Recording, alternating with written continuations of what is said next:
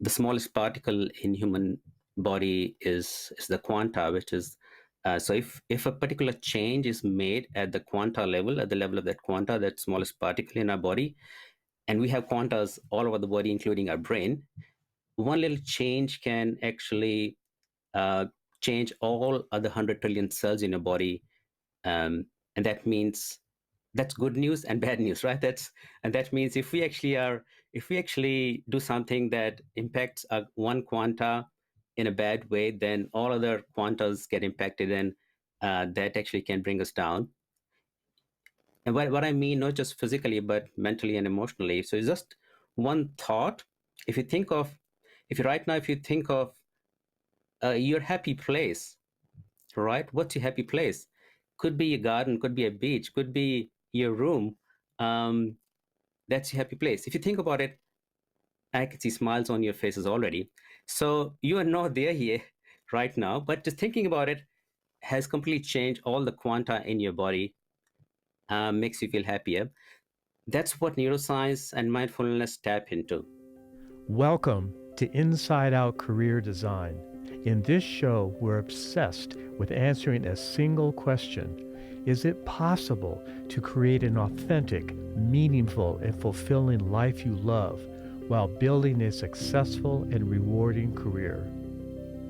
My name is Peter Axtell, and I'm here with Nicola Vetter. We're co-founders of the Whatsnext.com Career Insights platform and creators of the groundbreaking Motivation Finder assessment. Join us as we seek to transform suffering into joy for millions of people stuck and confused in their lives and careers. We'll share our insights, discoveries, and life lessons and talk with career experts, leaders, spiritual guides, psychologists, data scientists, coaches, anyone who might hold a strategy or answer to the age-old questions of what's next for me and what should I do with my life? Get ready to be inspired, motivated, and above all to connect deeply with who you are and what you're meant to do with the time you've been given. If you like what you hear, share it with your friends or family and subscribe on Apple Podcasts, Spotify, or wherever you get your podcasts so you'll never miss an episode. Are you trying to figure out what to do with your life? To figure out what to do with the precious time you've been given on this earth? Or to figure out what only you, as a remarkable and unique individual, can bring into this world? If you are, please join us for one of our live and completely free online workshops where we cover different topics to help you figure out what to do with your life and career without wasting precious time, taking wild guesses, or risking it all. To save your spot in our next live and free workshop, go to whatsnext.com/workshops. We can't wait to see you there. Again, that's whatsnext.com/workshops. Our guest today is Virin Gomber. Virin is a mindfulness success coach, speaker, and author. If you're at a what's next moment in your life, a moment where change is inevitable, then the practice of mindfulness can be foundational for creating the change you want. Virin was successful in the corporate world and thought he had it made. He had worked hard to get there and thought he had what it takes to live a happy life. But something deep inside started to bother him. There seemed to be something missing. He realized that the career was not what he wanted his life to be like. Eventually, he lost his motivation, and so he quit his job and went on a search to find answers to what he wanted his life to be like. Eventually, he discovered mindfulness practice, which at first he thought was a passing fad, but then found out it wasn't. It became the foundation of his life and continues to this day. That's why we were so excited to talk with Virin, to explore how mindfulness can create a big shift in your life. And in our conversation, we talk about how mindfulness is a way of living and how it can lead to success, balance, and happiness that we are all looking for. How understanding the infinite power of the brain and integrating success strategies, planning, and decision making with mindfulness.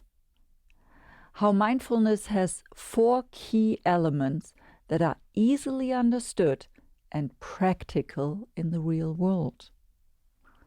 How quantum physics has a link with what neuroscience tells us, that one small change of our quanta, which are the smallest measurable particles in our bodies, can infect all other quanta in our bodies. One tiny change can affect our whole being. What's underneath procrastination, and much more.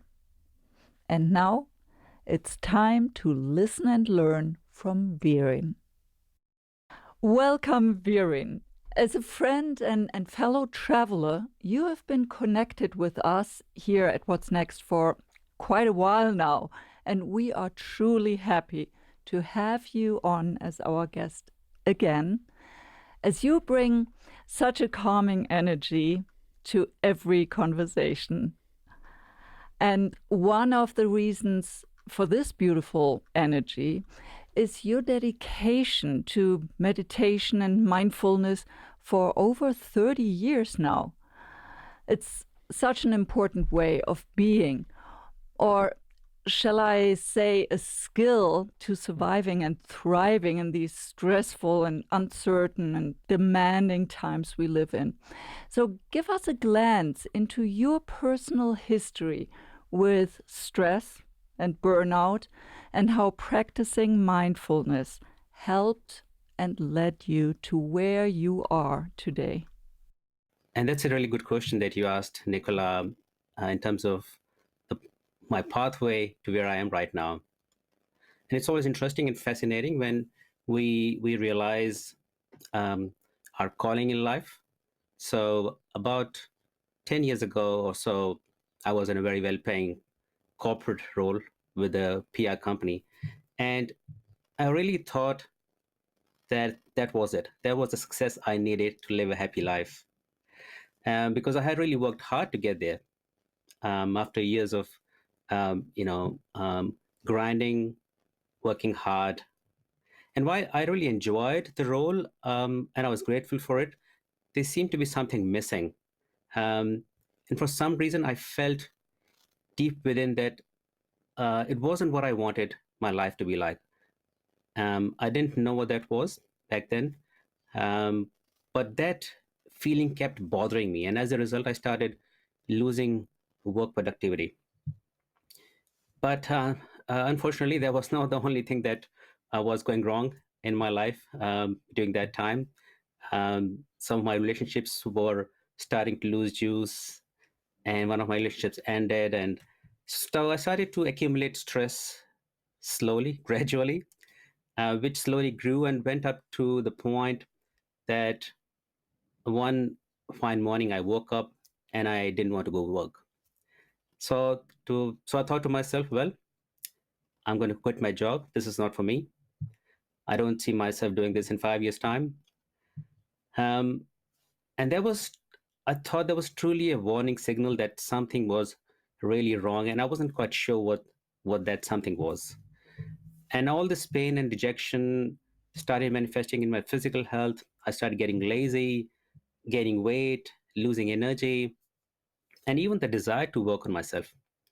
And I quit the job eventually without a backup plan. I had mortgage and everything else, but I quit it anyways. Um, I started, after a while, I started losing all my savings I had because there was nothing and no backup plan, as I said. And I was looking for something else, another job, some freelance work, and things like those. Um, but nothing seemed to be working out. So that had a huge negative effect on my relationship with my family, my parents, my siblings, even my friends. And I would get grumpy at the drop of a hat. Um, it feels funny now just thinking about it. Um, and I started losing connection with myself. Um, and life really seemed to be a big burden at that time. I was feeling stressed, depressed, and clueless. Three key words there. So now when I look back at that phase, I feel there was the lowest phase in my life. But for some weird reason, deep inside me, I had a little corner where there was a glimmer of hope that I was destined to discover and create something bigger than I could even imagine. And I guess probably that was because I had been regularly meditating since my teen years, and that helped me stay sane and stable at a deeper baseline level. So I started seeking answers to my questions and the solutions to all my problems back then. And I went online, watched all the personal development videos and everything else around that just to find those answers. And as part of that, I learned quite a lot, and I also discovered the true essence of value of mindfulness. Um, and initially, I thought it was another form of meditation and a fad that was gripping the world, and just like them diet fads. Um, but as I researched more and connected with other fellow mindfulness practitioners, all the pieces of the puzzle started to fall in place for me. And I realized that mindfulness is a way of living that can lead us to the 360-degree level of success, happiness, and balance that we all are looking for, actually. It's about it's about understanding our own neural system, the way our brain operates, and the infinite power it has. It's about applying uh, this understanding to build success strategies, mindful goal setting, action planning, integrating all of those. This was a huge turning point for me, as that led to the transformation at all levels. And that's where my journey in mindfulness started. And today it's just part of everything that I do. Viren, can you paint us a picture of what your life was like before mindfulness and what it's like now? It's a very critical question that you've asked, Peter, and I reflect on that a lot of times. Um, Back then, I had none of those skills that I have today, in terms of resilience, particularly in terms of bouncing back in the face of adversity, in terms of communication, um, communication with myself at the top, communication with people around me, in my personal life, in my professional life, and also a deeper understanding of how how I operate, how humans operate at every level, how they think, and what drives them, what doesn't drive them. So all of those things, that the not just the knowledge but understanding, a deeper understanding of how that operates, how that works, and how people really operate as human beings. I had none of those concepts back then, before mindfulness came into my life. And as you can imagine, I was just like a piece of driftwood, you know. um yeah, Nicola, you were about to ask something. What is the difference between mindfulness and meditation? Because you mentioned meditation and that you had some practice in meditation before. That's right. So that's an eternal question that keeps getting asked a lot of times. Um, so in fact, the term meditation is an umbrella term for a lot of strategies, a lot of ways you can utilize strategies or methods or ways you can use to de-stress. You can use to let go of difficult thoughts, emotions, and feelings. Um, and even though is considered a f- mindfulness is considered initially used to be considered as one form of meditation, but it's actually uh, it's a bigger umbrella in itself, because mindfulness is not just a meditation, a type of meditation. There is something called mindfulness meditation, but mindfulness is more a way of living, as I said, the way you can live life in an operational way. So, for example, I can sit down, um, I can sit down and do mindfulness meditation, which is, you know, close my eyes like I do a Zen meditation, and it's a mind type of mindfulness meditation I can do. But through the day, if I'm talking to people, I'm delivering my work, I'm working with clients, I'm working with providers, anyone, it's the behavioral side of mindfulness. So I can live my life more mindfully through the day. And sitting down meditation is one part of it only. And people have this still, there's a lot of myths around that in terms of you have to sit down cross-legged every single day for 30 minutes um, to be mindful, but that's not so. Um, as I said, as I discovered the true meaning of mindfulness, it completely changed my perspective on it. And um, so it's like a behavioral mindfulness that really drives us on everyday basis. I hope I'm making sense around that, because um, there's I'll come back to you, Peter. Sorry. um, there is this there's particularly four key elements, just to give you a bit more clarity into this. Four key elements that I kind of teach, and it's kind of all those behavioral mindfulness steps come under those four categories. There's awareness of things, then there's acknowledgement, um, and then there's acceptance, and there's action. So understanding all those things, there's four different categories that we can put everything that's related to mindfulness under those categories. Yes, Peter. Viren, I'm imagining someone in our audience is imagining, okay, what would a behavioral thing be like with regards to mindfulness? So, can you give us an example of something and how you might react to it, or how you put all those pieces together in a very clear, practical way? Yeah. So as an example, we face a whole lot of different situations in our life every day. Uh, Quite a few different conversations that we have with people. Sometimes those conversations are make us happy. Sometimes not so pleasant conversations, as you can imagine. And a lot of times, what we do is we kind of, if someone really talks to us in a way that we don't like, and we carry that back through the day, thinking about it, getting stressed about it, judging that person based on what they said or how they behaved with me, how they made me feel, impacts on my thought process, my emotions, and my feelings, right? And if I'm not able to let go of that um, easily and effortlessly, then I'm carrying those emotions and feelings through to the next day and to the next day and the next day. And in the meantime, I'm talking to hundreds of other peoples, and I might be accumulating similar judgments from them as well, right? And particularly for our audience, let's say you're in a job, and your boss talks to you some way, one of your colleagues talks to you in some way that you don't like, there's arguments or there's some behavior that you don't like, and you are judging them all the time based on what they said or how they say things. um, that causes a lot of anxiety, lots of stress that you carry through the day. And stress, as we know, is the biggest killer at the moment in terms of not just not just our success, but how it affects our physical well-being as well. So if you go to your GP for any little thing, they would say, "Are you stressing?" Because stress actually worsens everything.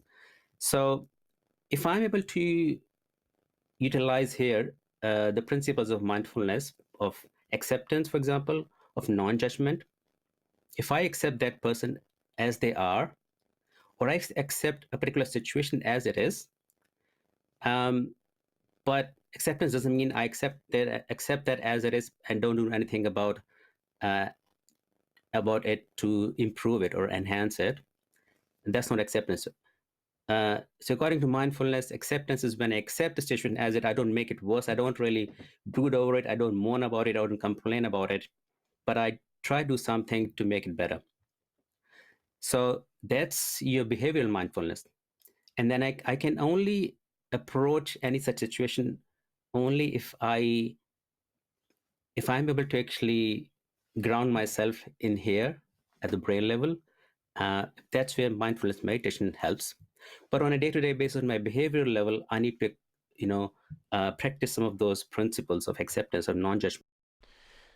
In our Inside Career Design podcast, we like to dig as deep as we can because our audience is asking the question, what's next for my life and what should I do with my career? Or even the bigger question, what should I do with my life?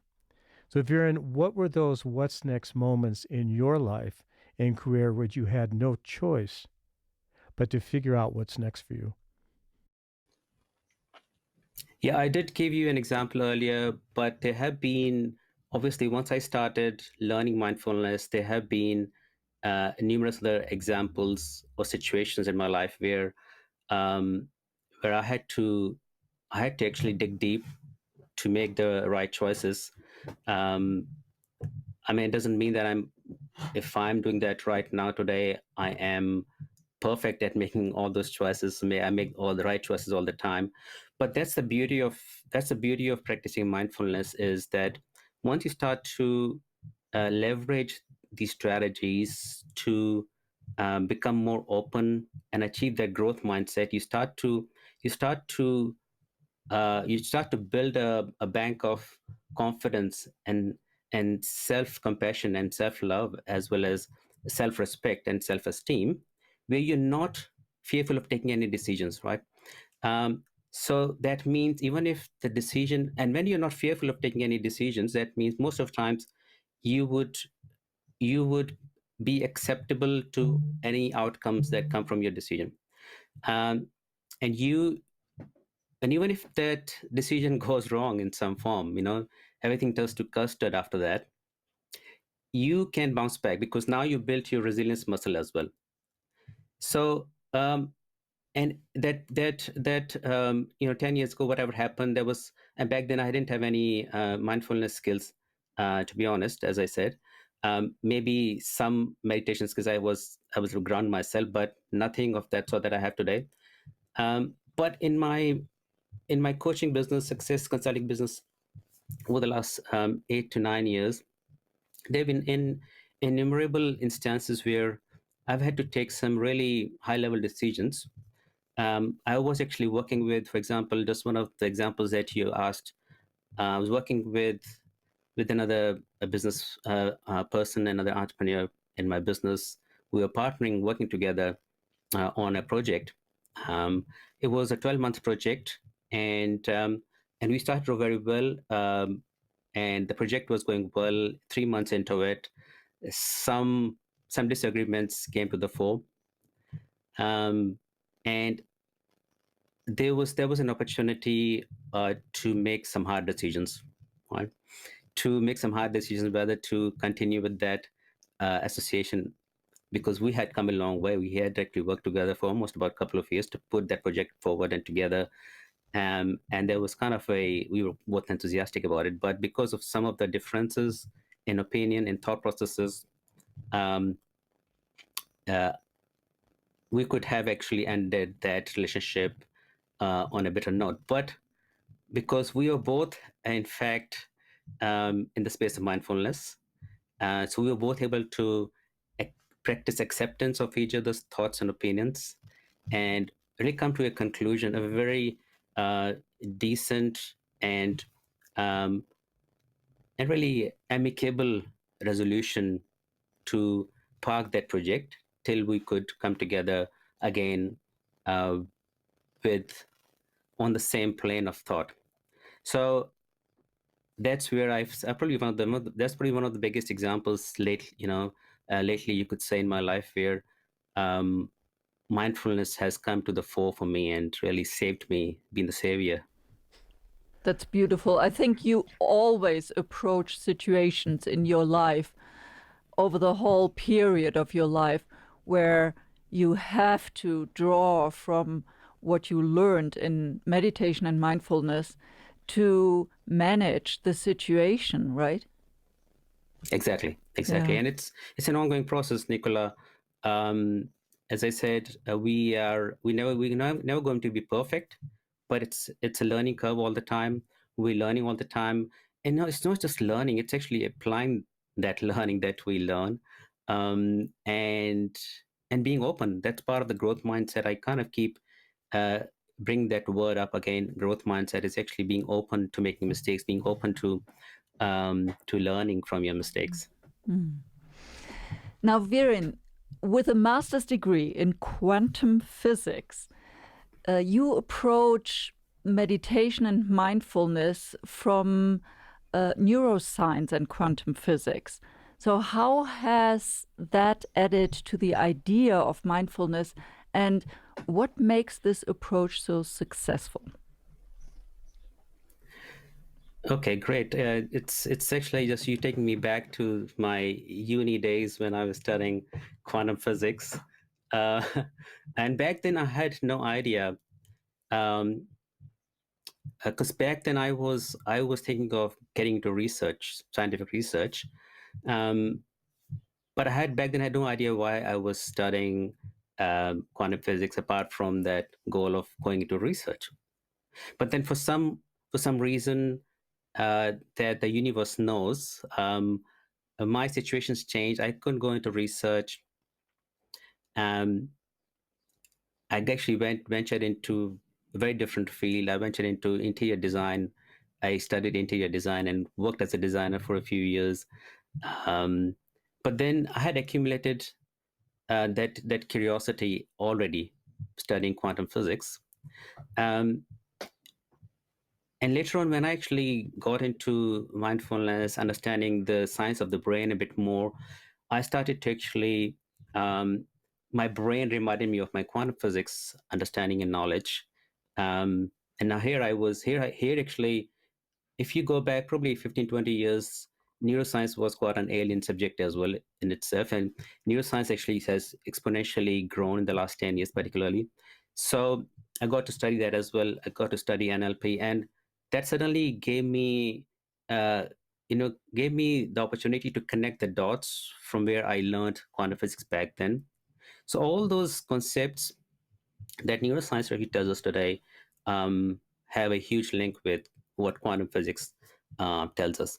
And quantum physics has been um, the basis of all these new studies around neuroscience as well, um, particularly at the quantum level, because we say the smallest particle in human body is the quanta, which is so if a particular change is made at the quanta level, at the level of that quanta, that smallest particle in our body, and we have quantas all over the body, including our brain, one little change can actually uh, change all other 100 trillion cells in your body. And that means that's good news and bad news, right? And that means if we actually do something that impacts one quanta in a bad way, then all other quantas get impacted, and that actually can bring us down. And what I mean, not just physically, but mentally and emotionally. So it's just one thought. If you think of, if you right now, if you think of your happy place, right? What's your happy place? Could be a garden, could be a beach, could be your room. Um, that's your happy place. If you think about it, I can see smiles on your faces already. So you are not there here right now, but just thinking about it has completely changed all the quanta in your body, makes you feel happier. That's what neuroscience and mindfulness tap into. At how we can tap into that essence of uh, making that little change at the level of quanta to make a huge change in our lives and the way we think. That is super interesting. So the implication of that is that if we want to make change, these little small incremental changes can have a profound effect. And neuroscience has proven this? Absolutely. So there's been um, probably more than 10,000 pieces of research now in neuroscience and mindfulness that point to some of these outcomes. And actually, it's quite amazing to think that, because I was born and brought up in India, and India has a huge ancient civilization back then, probably more than 5,000 years ago. Some of the most ancient scriptures that mankind has, called the Vedas, if you know about the Vedas. And so one of the Vedas, Upanishad, uh, there's one sentence in it that says, when a blade of grass is cut, the whole universe quivers. So you can imagine that's neuroscience, that's quantum physics, and that's what scientists are catching up on now, even though that wisdom existed 5,000 years ago. Okay, now I want to drill down on this a minute. So I'm imagining somebody in our audience, they are looking to make some kind of major change, either in their career or their life, and change is stressful and scary. I'm trying to get a handle on if you could make this small change that could have that kind of potential in your entire body. What would you tell somebody who's going to trying to make this major change? What should I do next? What would you tell them? Yeah, and particularly you're right. I mean, particularly with someone who may not have this level of understanding in terms of how I can change, if I can make a big change. And most times people think I have to make a big change in my life. You know, there's so much problem in the world. There's COVID, there is inflation, there's, economy is going down, gas prices going up, and all those things. The world is in a mess. There's wars happening. Um, and then people start to think I have to make so many changes in my life to be happy, to be successful. But that's where we can understand, this science helps us to understand how we can make some little changes to achieve big results. It's very similar to understanding. I don't know if you play golf. Do not. That No, little do you white know? ball that people chase around. That's the one. No. That's the one. um, I don't play golf. I've played it in the past, but I'm not currently playing it. But I was just watching, Tony Robbins' video. He talks about golf, that he started to play, and he never played golf, so he just wanted to play with his kids. That's why he went on the golf course and started playing. And he had a trainer, and the trainer, told me how to hit the ball and all of that. And he was hitting, and everything was kind of really going either in the in the sand or in water. So he was getting frustrated, and so his trainer said, "Hey Tony, you're just 1 millimeter away from hitting it right." And Tony was like, "What do you mean? My ball's kind of going miles away from where it should be going, and you're saying it's 1 millimeter off." He said, "Okay, just let me show you." So it's there that when you actually hit the ball, so it's usually like, just change the angle of your ball, the way you hit it, change it by 1 millimeter. And also sometimes you're stroking the ball just 1 meter uh, on top of the ball, so bring it down a little bit, and then see the difference, because that 1 millimeter means that it completely changes the arc of that trajectory of that ball that it takes. And 1 millimeter means it can actually go uh, into the sand or into the water, or to the hole that you want it to point it to. So it's 1 millimeter today. It's like, if I make a change today in one of my habits, um, and then I continue with that change consistently for a week, 2 weeks time, 3 weeks time, 4 weeks time, in 6 months time, where would I be with that habit? Think about everything that you've learned today. The learning curve. It's like, you can't just start learning today and tomorrow you can get a job, right? It's a learning curve, right? All the learning that we accumulate today was a result of little pieces that accumulated, and now you are there at that level where you are in your job as well. So it's that point of little points of difference, that we can see make a huge difference. So obviously, if I am doing something today and I'm planning something for the future, um, I can't imagine it to be like that. I may be starting a job today, for example, and I'm imagining I want to earn a six-figure income, but today earning only 50K, for example, and today I can't imagine a six-figure income. When would that be? How would that be? All of that. But we've seen examples of how people have started their jobs, and you know, maybe if we have examples where people have started as a cleaner at McDonald's, now they own that same store, McDonald's store, right? How did that happen? So little pieces of action that they took every single day. And it takes time. So Takes all time. those people out there that are saying, "Oh, give it to me quick," right? They will lose. Exactly. Yeah. Now, people have told us that they are afraid of making the wrong decision, making a mistake, or disappointing someone. But you've written that mindfulness can help people make faster and better decisions. Tell us a little more about that. Yeah. So what happens is, um, it's like when you're standing in front of a pond that's clear and transparent, it's clean water. You can see through to the bottom of the pond, right? But when you actually throw a stone into the pond and there's ripples in the pond, you can't see through to the bottom. That's what happens to our brain. If there's too much happening in our brain, we can't make clear decisions. We can't think clearly, right? Um, and another example is, everyone uses laptops, computers. If you have too many windows open, your machine starts to heat up and it freezes at times. Then you have to reboot it. And that's what happens. Our brain is like an operating system, a computer. If we actually open too many windows, we are overwhelming ourselves. We heat it up very, very quickly. And then we freeze at times. We don't know what to do. So we can't take empowered decision, well-informed decision if that's happening inside our mind as well.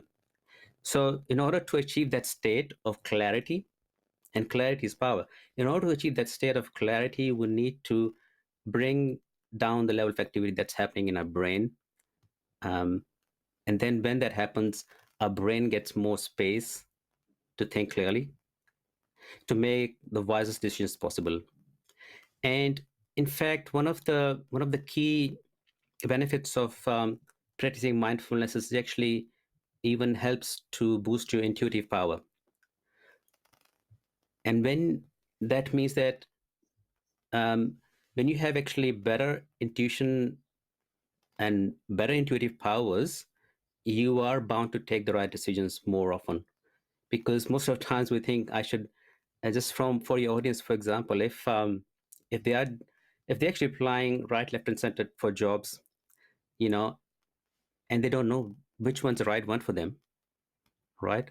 Maybe on the surface something looks really beautiful and shiny, um, but again, if you're able to utilize your intuition to make those decisions, you will never miss the mark. So that's where the power of mindfulness has come to the picture, where you can utilize it to actually stay grounded up here. So you give more space, more clarity to your thought process, to your intuition, to make those decisions. Viren, how do you tell whether you are on track with your intuition or whether your mind might just be fooling you? How do you tell the difference between the two? You'll have to give it a try, Peter.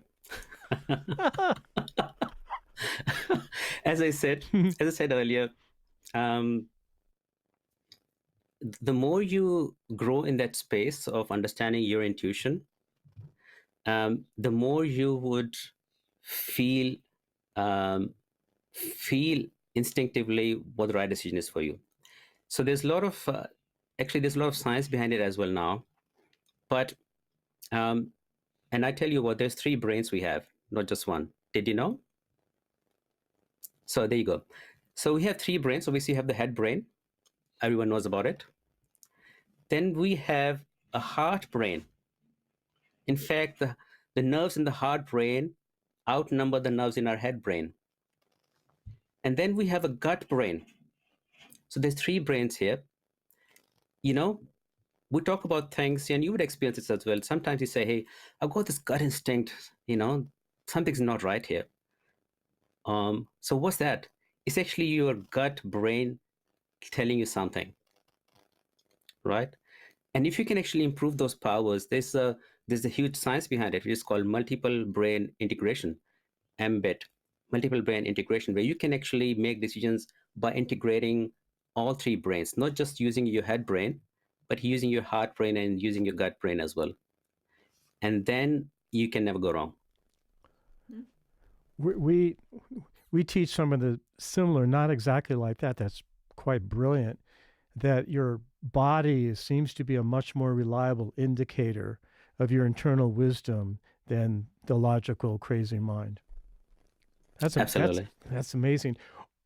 You've also written, Viren, about the regret of sunk costs. And I'll clarify that. I'm imagining someone in the audience, they're thinking of, I've got the paycheck, I feel kind of secure, but I'm really unhappy. Or I spend so much time in my education and I just have to continue on. Don't want to be a lawyer. I found out I hate being a lawyer, but I have to continue on because I have these sunk costs. Let's talk about that. Yeah, it can come from various sources, you know, um, and it can, again, a part of that is our own mental barriers. A big part of that is our mental barriers, and mental barriers are formed based on our own upbringing. That's one of the sources of that. Um, Upbringing plus what the media tells us, and in fact, in our own experiences. So there is the mental barriers, but also our own experiences that contribute to um, that state. So, I mean, everyone experiences failure in their life in some form, right? Small or big. You know, some people experience a double XL size failure, and that's fine. Um, but that actually contributes to our thought processes around, particularly around that as well. Um, and that can actually lead us into freezing, not taking any action, um, you know, um, getting really unclear about where I want to go. Um, and why does that happen? Because this is a conditioning that we get trapped into because of all our experiences in the past. And when we do that, we start to actually put things off. We start to put things off that we know we should be doing every single day, and we know we can do it, but we put things off. Um, and a really good example of that is from James Clear. If you heard of James Clear, who wrote the bestseller Atomic Habits, is that there's two kind of states we are working towards, right? One of them is a present state, and the other state is a future state, right? Um, so we kind of really trying to, when we're trying to make goals for future, um, for example, losing weight or writing a book or finding the right job, you're actually making plans for the future self, and you're envisioning that what you want your life to be like in the future. Now, researchers have found that what you think about your future self is quite easy for your brain to see the value in taking actions with those long-term benefits, because it comes in long-term rewards. However, while the future self can set goals, only the present self can take action. The future can't take action right now, right? So your present self, whatever um, whatever your thought processes are, your belief system are, you're gonna take action based on that. And when it comes to taking a decision, you're no longer making a choice for your future self. Now you're in the present moment, and your brain is thinking about the present self. And researchers have discovered that the present self really likes instant gratification, not long-term payoff. Um, so the future self wants to be trim and fit, but the present self wants a donut. So That's the biggest barrier, I would say. And, that brings us to that state that you just mentioned. So are you saying that the awareness then to understand this mechanism of your future self and your present self wants this instant gratification, and that's where things kind of fall apart and you kind of give up? Do I understand that? That's right. That's right. So, um, as another example, like many young people know that saving for retirement in their 20s and 30s is crucial, right? They know it. They know the concept. But the benefit of doing so is decades off. So it's far easier for their present self to see the value in buying a new pair of shoes, or a new gadget, rather than socking away $100 for your 70-year-old. They can't see it right now, and it's not that also means that they're not to blame, because that's how our brains are wired. But now that we also have this understanding, this knowledge of how we can transform the situation, we have a lot of choices now. Mm. This has a lot to do with procrastination, right? Exactly. and it's a big issue for many people. Now, you are an expert in this field. So what is at the root of procrastination? That's a good one. Now, what is procrastination? That's what we need to understand first, right? What is procrastination? I call it the squirrel syndrome, um, because, well, it's not uncommon for people to spin their wheels and lose focus. Um, so why do we call it squirrel syndrome? Because squirrels have a severe inability to focus. Right? Squirrels often dart back and forth, doubting their decisions, unable to choose a direction. So basically, squirrels have something to teach us, which is what not to do. Um, so obviously, as I can imagine, this can actually cause these abrupt dashes from one idea to another, to one project to another. It can cause, um, lot of anxiety. It can cause a lot of delays in terms of your decision making process. But why does it happen? That's the main question, right? um, and there are actually quite a few reasons for that, and there's a whole cycle around it. How we start, as I said earlier, most of these things can start from a particular failure in life, you know and there's a cycle, what you call the failure cycle. So what happens is, when we are the beginning of the failure cycle is excitement. We get excited about brand new things, and when we are in the excitement part of the cycle, we have a go up and go forward mentality. Our attitude is, we look forward to the future. We're excited about the outcome, and we do what's necessary, whether it's a new job, new relationship, going to the gym, you want a new body. You are excited when you're starting that. But change requires work. So what happens is, um, we all know that achievement, for getting achievement in any part of life, you need to constantly work towards. We know that, right? And even though we kind of still keep improving after the excitement phase of it, it's usually after about 6 to 8 weeks for most people that we start to avoid a little bit, just that little bit. It starts to become a little harder or boring. We start to miss the odd gym session, or just starts to become a tiny harder. That's what we do. All of us do. I mean, we talk about, we are in the new year, space at the moment, and we know how people make new year resolutions, and most of the times they don't last more than 3 to 4 weeks. 90% of them, and that's what this is exactly all about. But at the same time, our brains are not wired for that. We've been taught all our life that it's bad to avoid things. Discipline is better, and then we start to feel guilty because we are avoiding things inside of us. We start to feel guilty, and we start to make excuses because we're now becoming defensive. So that's the next part of the cycle: excuses. So we know that the book of excuses is 7 billion pages long and growing every day.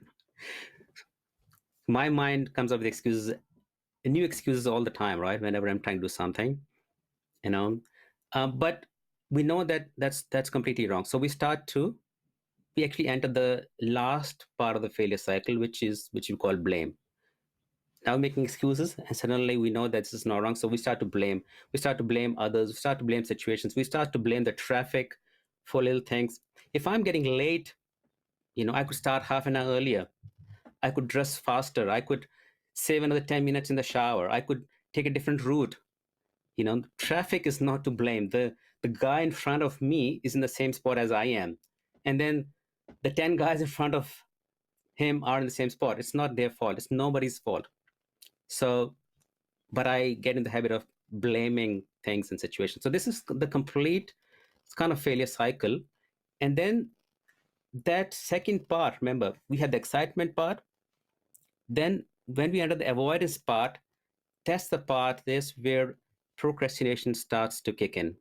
That's what we call procrastination. And if we can make a change at that level, we're able to sustain that level of excitement that we started off with, then we can win over procrastination. And just to very quickly give you some of the key reasons why that avoidance happens, that's important to understand. There's 3 or 4 reasons. Actually, there are 4 reasons. Number one, we have wrong goals. We're not clear about our goals. And number two, our focus is not very clear. We have, scattered thoughts all the time. And number three, we have no action plan in place to get to where we want to go from point A to point B. If there's no clarity around that, I'm not going to take action. I'm going to just sit in my couch and keep watching Netflix. And the fourth one is, again, that mental barriers, right? If I'm actually I've accumulated so many barriers in my mind, so many thought processes based on how I was brought up and the media, that actually they actually block those my thought process, all the fears and doubts and worries about things. Now, I want to go back to the to the squirrel sequence, or the squirrel syndrome. How you called it. A funny name. Is it possible for someone to overcome this squirrel syndrome forever, or is it just part of the human condition that needs to be managed somehow? Yeah, I wish there was a magic wand that could allow us to banish it forever. Okay. But there's been a lot of research around procrastination, because it's probably one of the biggest topics of conversation and research, because this impacts people's results and outcomes in life, right? So one of the psychologists, I think his name was Joseph Ferrari. He said that everyone procrastinates, but not everyone is a procrastinator. So he said that as many as 20% of adults worldwide are true procrastinators, right? Meaning they are chronically procrastinating, um, and that could be a condition, but it doesn't mean that because the whole world population procrastinates from time to time. We are part of that club, right? Um, and obviously, there is what happens is there's also research that tells us now that that procrastination is a problem of emotional regulation rather than time management, or rather than a problem being in itself. It's actually a symptom of emotional regulation, your self-regulation. And now that you asked this question, reminds me also of another fact, which is a fun fact. You might enjoy that. Thawanis might enjoy it. Is that human beings have been procrastinating for centuries, like for centuries. The problem is so timeless that, in fact, um, even ancient Greek philosophers like Socrates and Aristotle developed a word to describe this type of behavior, and it was called akrasia. Akrasia is a state of acting against your better judgment. Okay? It is when you do one thing even though you know you should be doing something else. So loosely translated, you could say that akrasia is procrastination or a lack of self-control. Now it brings me to that point where you asked about, can we get rid of? We can actually manage it better, utilizing a lot of strategies. As I said, there's four of those things. If you can address them, get really clear about your goals, um, get a really strong focus, get a strong and clear action plan, and then overcome your mental barriers. That can help you actually overcome a lot of the effects of procrastination. So that's where I could easily say that mindfulness can help us with achieving all those things.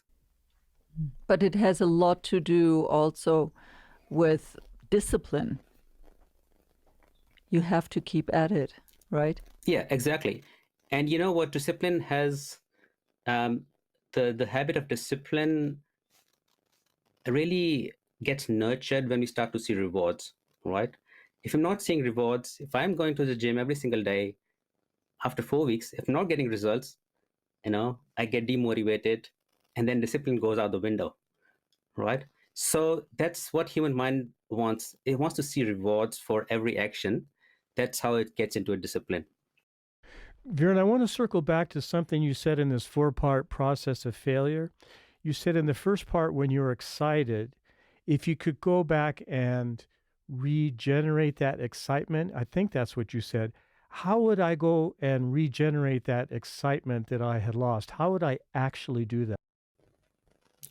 Okay, that's something that we can easily achieve by by understanding the fact that why did we start that project, that thing in the first place, right? And if there's no high level commitment to anything, that we would never actually follow through. That's the whole thing. So we can get excited about a new TV you've just bought, right?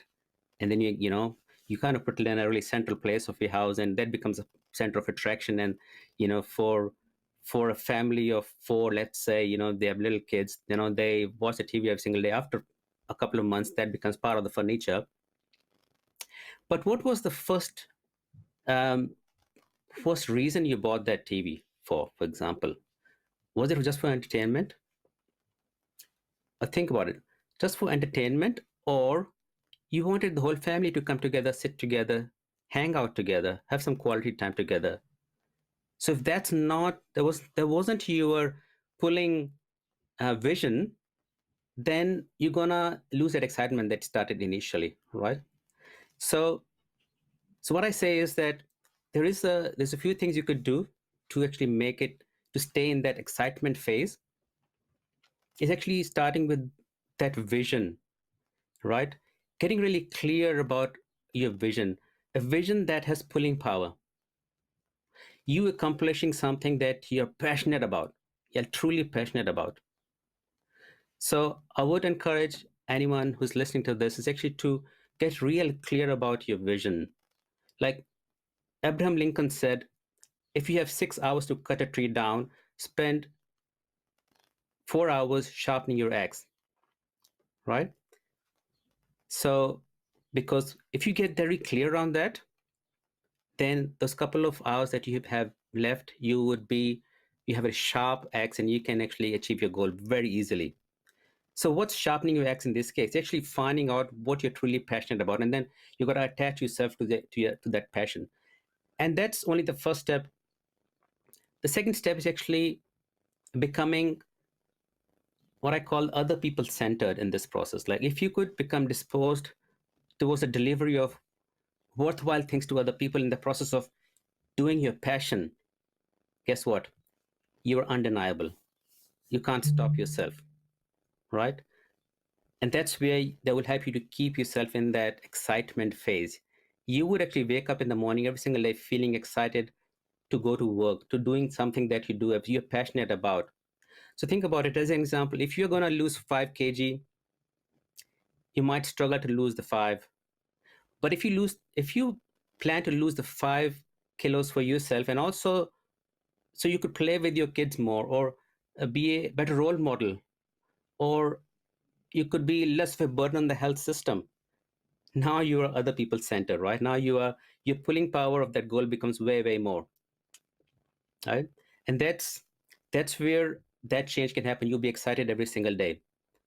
And also it all comes with, gaining mastery over your mind as well, because that kind of keeps fooling us as well at times.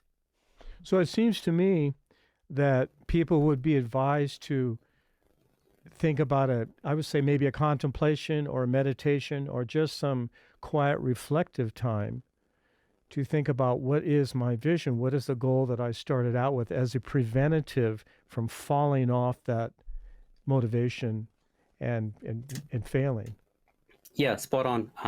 Essentially spending good amount of reflective time with yourself, understanding and calibrating your current set of skills, um, and what you really want to achieve, what's your passion, and how you can utilize your skills to deliver that passion, and how would it benefit not just you, but the world around you. Mm-hmm. So, Viren, people who are at a crossroads in their lives and they're trying to answer the question of what's next often experience anxiety and overwhelm. You say that even 10 minutes a day of mindfulness can help a person deal with this. How is that possible that it could take as little as 10 minutes a day? And for how long? Is it a month or a year? Yeah, I mean, let me give you an example of how it works at the physical realm, right? When we are hungry, we have a meal. It takes us about 10 to 15 minutes to have our meal, right? And then for the rest of the day, we can't be hungry again. We get hungry again. So we have to have another meal, or maybe some snacks in between. And the next day, we start all over again. We can't just say, I've had one meal now, I'm okay for the rest of my life. And similarly with this mind muscle thing, right? It's a muscle, right? You go to the gym and you get fit. Let's say you have a 3-month regime, you have a trainer, and you get really, really fit. You acquire the body that you want, and then you go back to your regular routine and say, I've done my bit, I don't want to go back to the gym again, I'm fit for the rest of my life. Is that possible? But you have to do it. It's consistency, right? It's the same thing with this process as well. We can't just do it once and expect that the rest of my life is sorted, um, because not just that my mind needs that. There's evolution happening all around us. Things have changed. The landscape is changing. The environment is changing. So I need to keep up with that practice to deal with the ever changing environment. How has COVID really completely transformed the world and the way we live? Can we live the same way that we used to before, prior to COVID? I don't think so. Right? So we had to make those changes. We had to upskill ourselves. We had to be resilient. We had to come up with new ways of working, and that's what this evolution requires us to do, to be consistent doing that. And and as little as 10 minutes a day. Well, it must be based on our previous conversation about that one little tiny change and how that just can multiply. You answered the question, right? I did. Yourself. So You're a good teacher. You're a good teacher. I was listening. Is it hard to learn? It's not hard to learn. It's actually the only hardest part is being consistent. That's what I would say. Um, in fact, it's actually the easiest thing to learn, because there's so many tools available these days. There's so many trainings, guided meditations, guided tracks, apps, whatever you want to do. There's no excuse for not doing it now. It's probably never been easier to actually practice and learn meditation than ever before. This is, and I get surprised when people say, it's hard. The only hard part, as I say, is because they're still trapped in their procrastinating mind, because our mind actually takes us back to a comfort zone, because again, it has some good intentions. It wants to keep us safe. It doesn't want us to be in the discomfort zone. So we have to actually come out of our comfort zone a little bit, a tiny bit every single day to achieve that result. And how long does it take to learn? Can you see results like in a day? You would start to see results as committed as you are, so your level of commitment to it will determine the level of your results, right? So obviously, when you start do something, as I said earlier, you're gonna be excited about it. Just the thought of doing something new that's gonna give you results already changes the quanta in your body to a level where you start to get excited about it. And for the first few weeks, if you can maintain that consistency after the first few weeks, in the first few weeks you'll also start to see results anyways, but the real results would start to really, it's kind of like compound interest, right? If you can do a little every single day, in a few weeks time you start to see the compound interest impact. Viren, what's going on underneath the hood? How does it actually work? Okay, if you want me to open up the science book, I can do that. No. This is okay. I slipped because I'm fascinated by all how the mechanics of how it works. Maybe for our audience, I won't torture them. Maybe you could explain simply on how mindfulness actually works. Can you do that? Okay, yeah. So let me give you a kind of an analogy around how how um, how this might be working behind the scenes. So you've heard of you've got a sympathetic nervous system and parasympathetic nervous system, right? And for a lot of people, that doesn't make any sense because they don't know how it operates, and that's fine as well. We don't need to. Like if I'm driving a car, I don't need to know how the engine works, right? I just need to know how to drive the car. So for most of us, we don't need to know how the science behind it works. We just need to, you know, get the benefits from it by applying the skills, right? By learning to drive. That's it. Um, but if someone wants to really understand how it works, it's like an orchestra inside our system. Not just our head brain. As I said, there's the heart brain, there's the gut brain. It's like an orchestra happening. So if I can change one thought about myself, about the situation, about anything that I want to achieve, that thought gives rise to a million other thoughts or potential possibilities that can give you more opportunities to think more widely. If you've actually ever been on YouTube, for example, and if you type something on YouTube, let's say you say how to bake a cake, right? And you watch a couple of videos and go back to sleep. Next day, you open your YouTube. Suddenly, there's millions of videos of how to bake a cake in front of you. You didn't order that. You only ordered that yesterday. But now the YouTube algorithm knows this is what you like, this is what you want, right? So in the same way, this is what happens is what we have inside our head is what we call the RAS, the reticular activation system, if you've heard of this, which is if we actually open up a file of a particular thought, this is what I want right now. If I introduce this thought to my system, and this opportunity or anything that I want to achieve, just introduction of that thought, then my brain will start to actually activate the RAS, reticular activation system, which is it'll start to show me all the possibilities, all the tools, all the resources that I need to achieve that goal. So that's how it works, and it becomes an orchestra. One little thing, one little piece of music that's playing in the whole orchestra really determines the rhythm of all other pieces of music. So if I can fine tune that one little piece of thought, all of the thoughts become more rhythmic rather. Beautifully explained. That's a beautiful metaphor for my musician. Okay.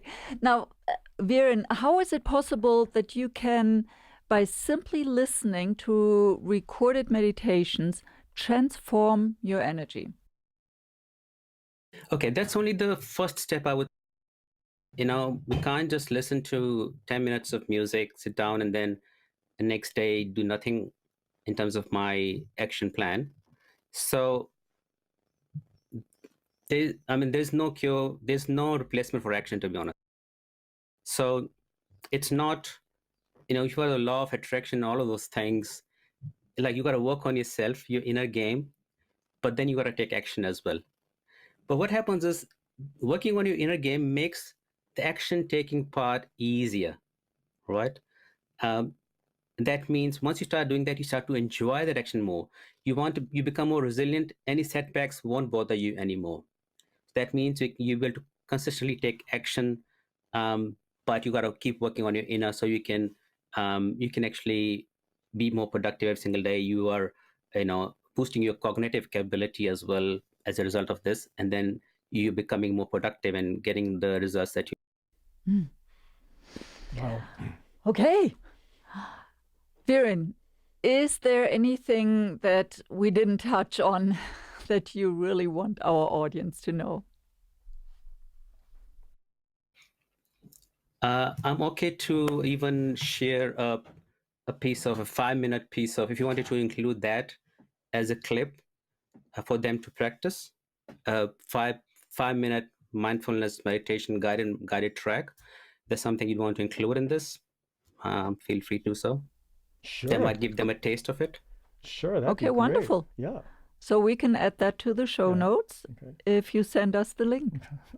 But while we have you here, in addition to the clip, is there anything that you would want our audience to know? Some pearl of wisdom that you'd like to leave our audience with?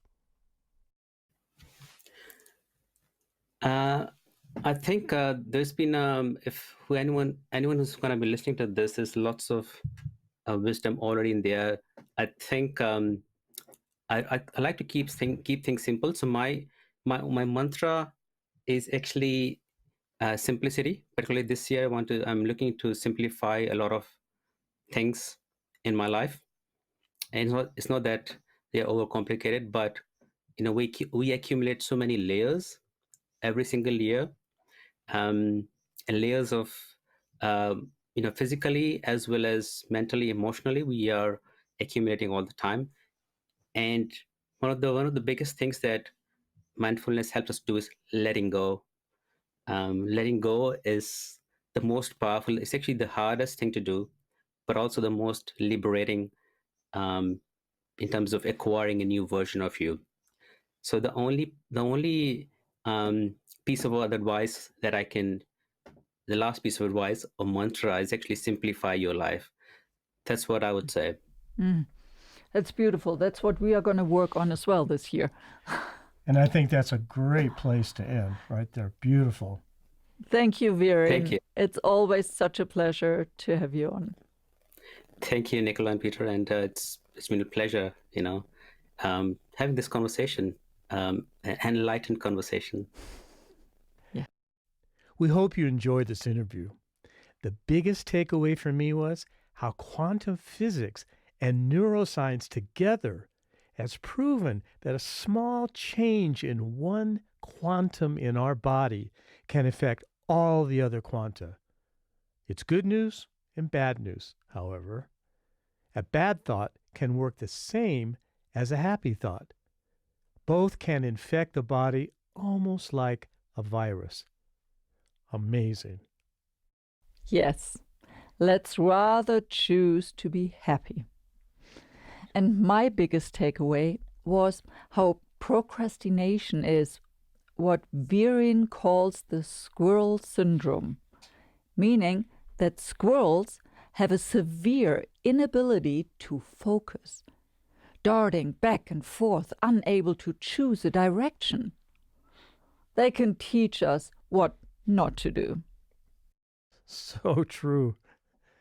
To learn more about Virin, head to Whatsnext.com/9, where we share the transcript, links, and more. Again, that's WHATSNEXT.com/9. And if you like what you've heard, share it with someone you care about. And subscribe, rate, and review our Inside Out Career Design podcast on Apple Podcasts, Spotify, or wherever you get your podcasts, so you'll never miss an episode. Thanks so much for joining us here today. We'll see you next week for another episode, same time, same place.